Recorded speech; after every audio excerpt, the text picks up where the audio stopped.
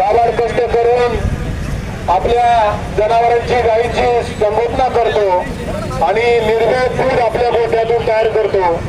मात्र हे जे पापी महाभाग आहेत ते त्या ठिकाणी कृत्रिमरित्या बनवलेले दूध सरसकट विकण्याचं महापाप करत होते आणि हे वर्षानुवर्ष सुरू होतं. आणि तुकारामजी मुंडे साहेब जसे एफडीओचे आयुक्त झाले तसे यांनी धाडसत्र सुरू केलं आणि थेट कारवाई करून 26 जणांना त्या ठिकाणी दोषारोप पत्र त्यांच्यावर ठेवलेलं आहे आणि त्यापैकी 13 जणांना अटक केली. मात्र मुख्य सूत्रधार आका मात्र उजळ मात्याने त्या ठिकाणी समाजामध्ये फिरतात.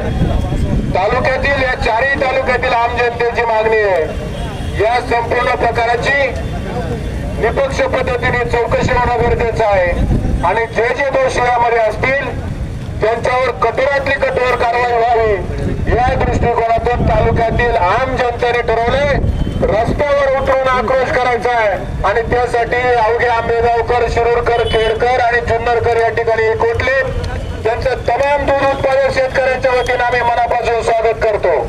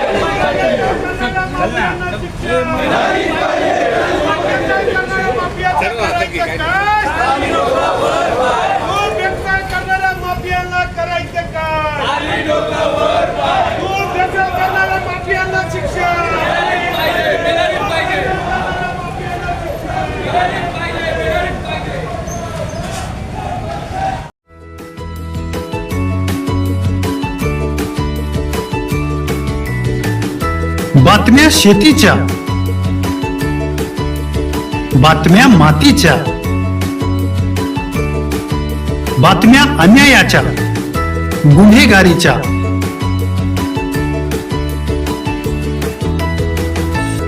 राजकारणाच्या आणि समाजकारणाच्या,